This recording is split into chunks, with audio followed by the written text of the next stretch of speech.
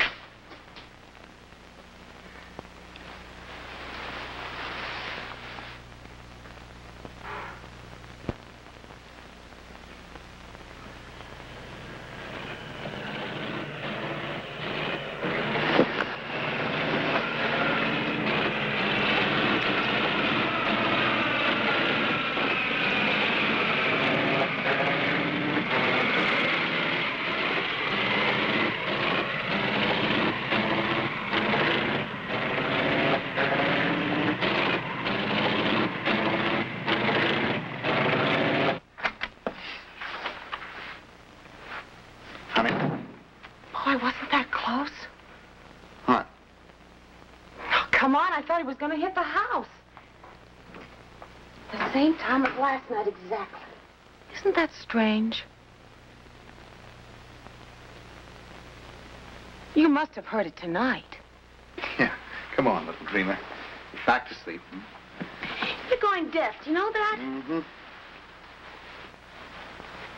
Was the radio playing or something? Yeah. He just zoomed right down. At the same time.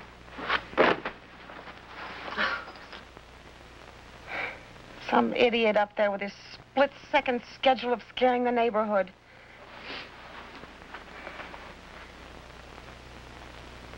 I heard it. Did I say no?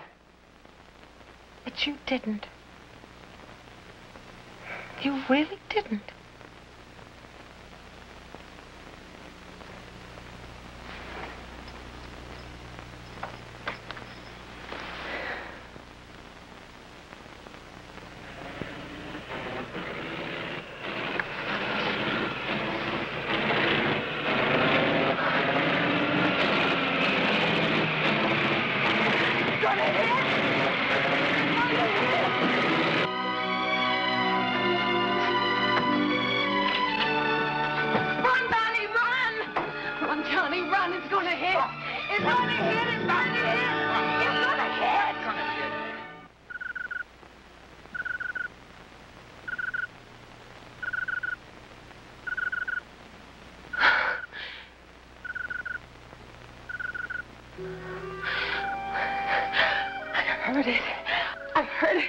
I heard it hit the roof. I saw the plaster break. What? What's happening to me?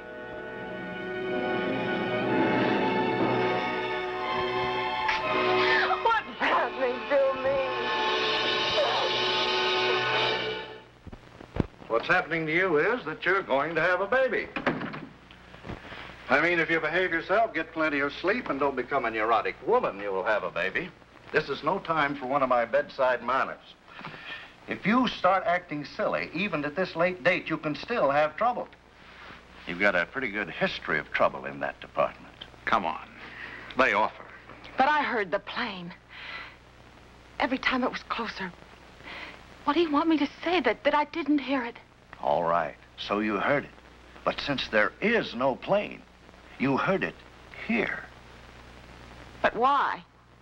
What difference does it make why? Why do most pregnant women develop their peculiar and ridiculous food wants? It's part of the pattern of sensitivity. Oh, why couldn't you have been nice and normal and merely need pickled pig's knuckles and strawberry sherbet or something? Would you lay off her, Doc? Her blood pressure was nowhere near as good as it was last week. Her pulse is going a mile a minute. Now, if you want yourself a nice, friendly old doc, you go someplace else.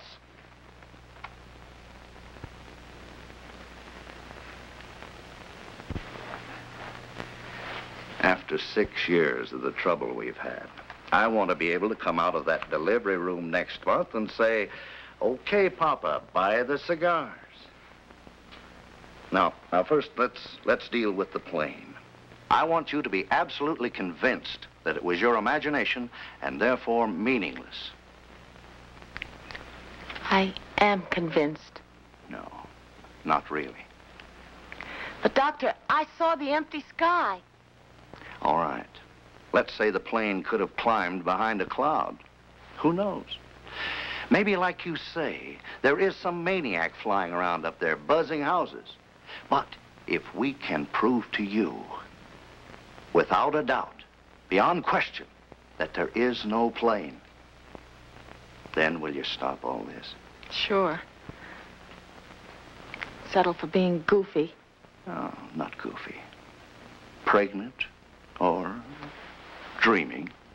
I was not dreaming. Yes. Yes, I'll stop it. If you prove it to me. Laura, this is silly. It's the 6th time I've showed you that clock. Now, will you please go back to sleep? It's not going to happen. I feel like a dope making you miss a night's work and everything. All that pay and all our bills. How do you stand me? Here, open. 2 of them. Doctor said you'd be in dreamland 5 minutes later. I just felt certain that it was some kind of warning. Every night, exactly at 12:17. Each time closer. Open. How do you stand me? Should have taken them half an hour ago. Oh, your boss is going to raise Cain. I really do give you a bad time. Wish there was somewhere I could say I'm sorry. Me too.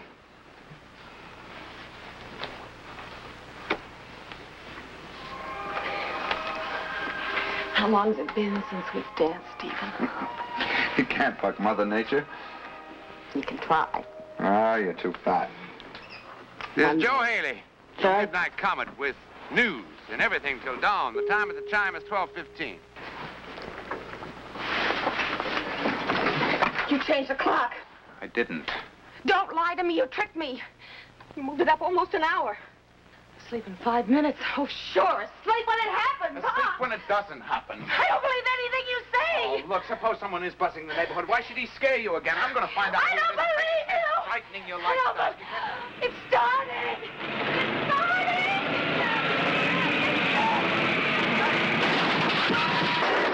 The plane! The plane! What plane? Look.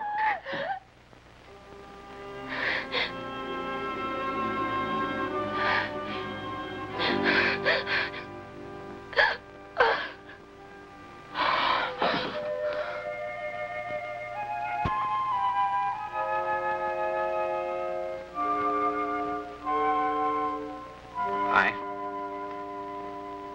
What happened? Nothing much.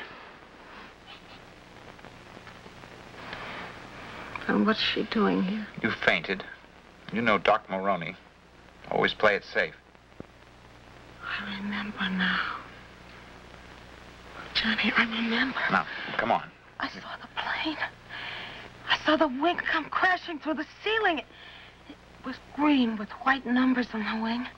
M5227K. How long have I been sleeping? A long time. Hours. What time is it? Oh, Johnny, you've got to do something. Laura, come on. Oh, don't you understand? Tonight is the night. Tonight it crashes through. Tonight it kills us. What's she going to do? It's doctor's orders. No! No, honey, it's for the baby's sake. He said you got to sleep at least 24 hours straight through. But if she gives me that, I'll never wake up again tonight. The plane kills us.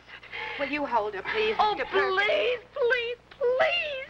At 12:17, the plane crashes through and it's killing us. Now, Laura, please stop it. Every night it came closer and closer. Why else do you think I was able to see the numbers so clearly on the wing?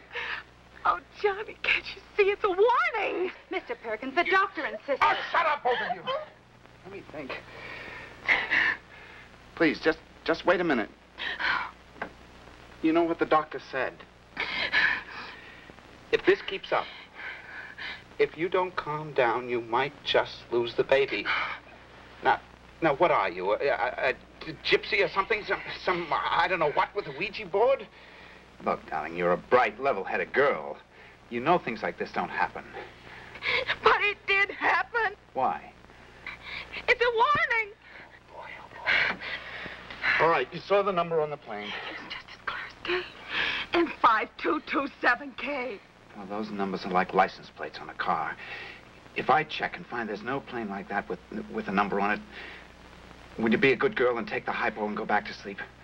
Yes, if you'll be honest about it and don't lie, like with the clock. I don't know what I'm going to say or who I'm going to call. Isn't there a government bureau? Well, it's almost 9. It's all closed. Call the airport. Which airport? There must be half a dozen around the city. Call them all. Say what?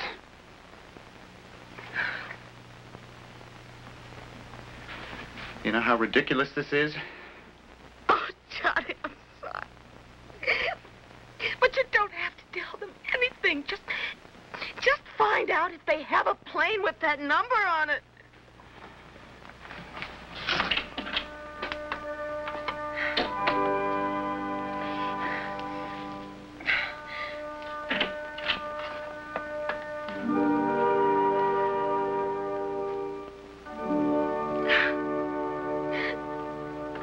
Never mind. There's a plane registered under that number at the West Valley Airfield. You see? West Valley. That's only a couple of miles from me. I know. Johnny, it's nearly 9:30. You're going to have to hurry. All right.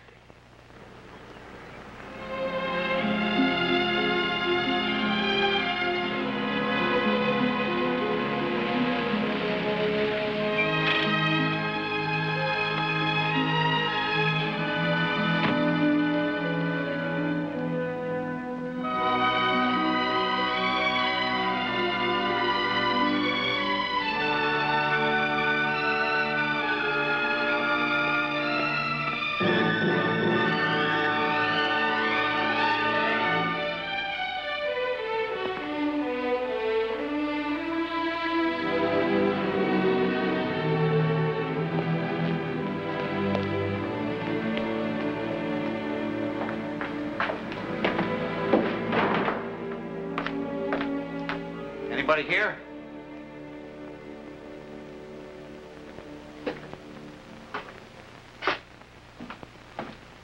Can I help? Oh, are you Mr. Blake? That's right. They told me that was your plane. As long as I can make the payments. I hear you rent it out to people. Oh, not another one.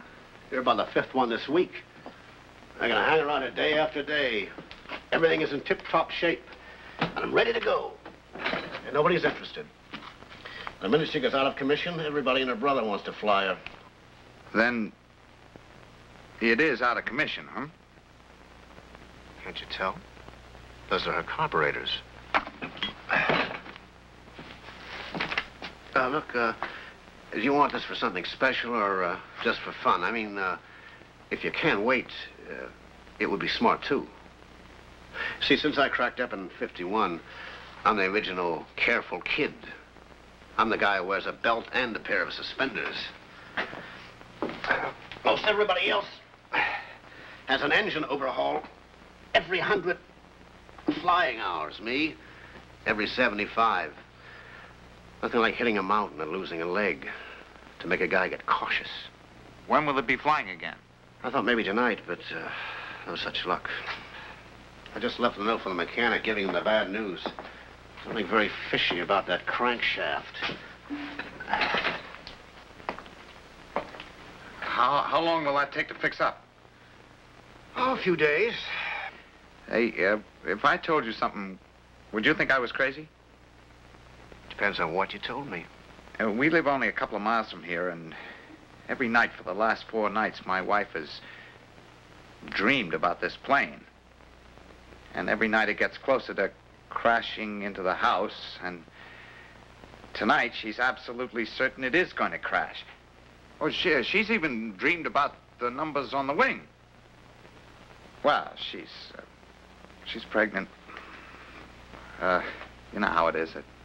Well, look, mister, if that baby is a boy, why, you just bring him around here and we'll give him a free airplane ride, huh?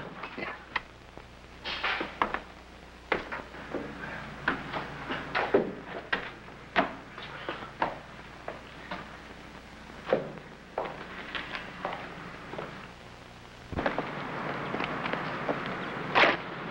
Well, I'll tell my wife there's nothing to worry about tonight. Ain't women spooky, though? I've been through 3 of them already. I never got used to them.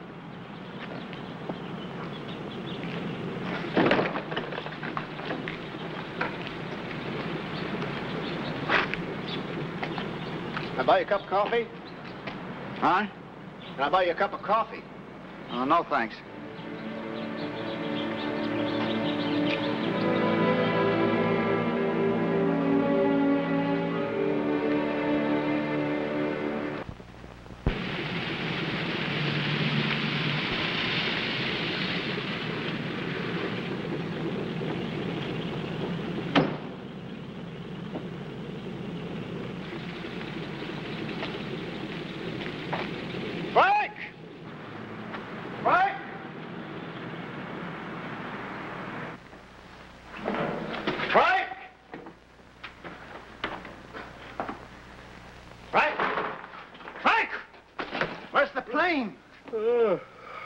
Just take a little snooze, boss.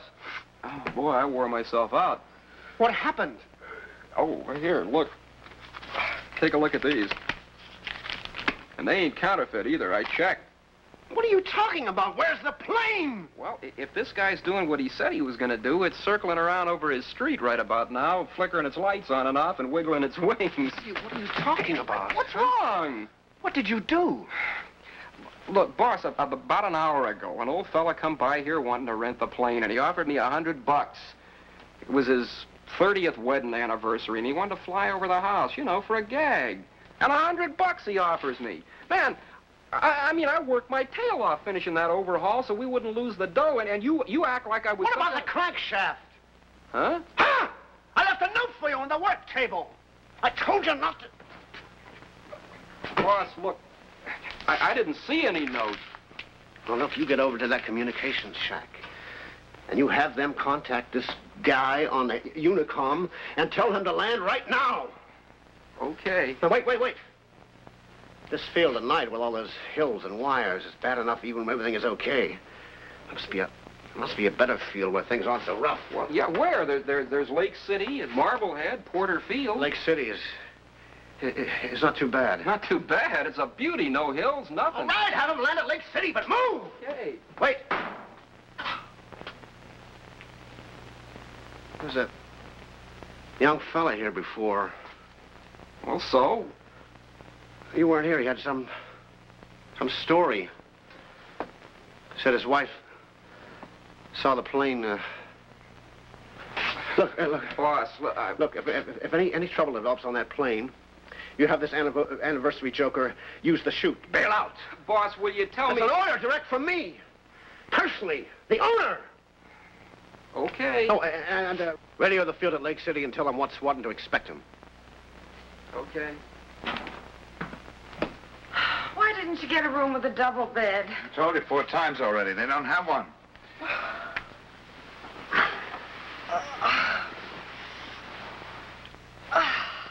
You happy? Relaxed. First time in 3 nights. $10 for this crummy motel room. Oh, boy, oh, boy. I'll pay you back out of the budget, okay? Chasing out of the house like crazy people. After I told you the plane couldn't possibly fly.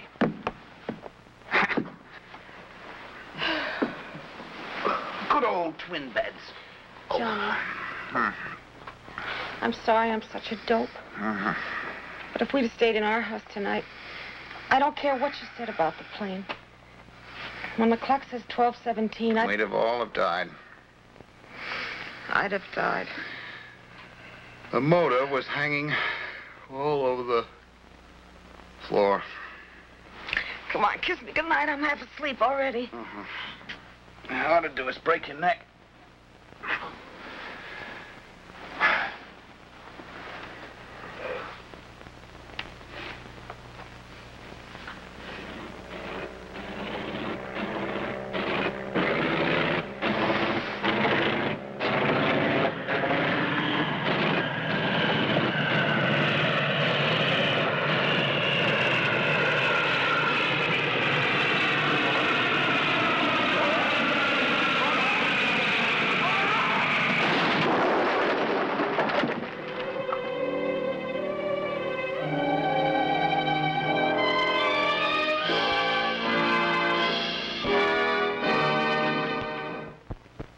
Suppose the moral would be that you can't change fate. But if you know what's coming, you can duck. Also, you might say that if John and Laura had stayed in this house, they'd have been safe. But their fate was to be in that motel room, driven there step by step exactly as we have dramatized. Also, happily, their fate was to get out of that room in time. Then why Laura's vision of things to come? Who knows?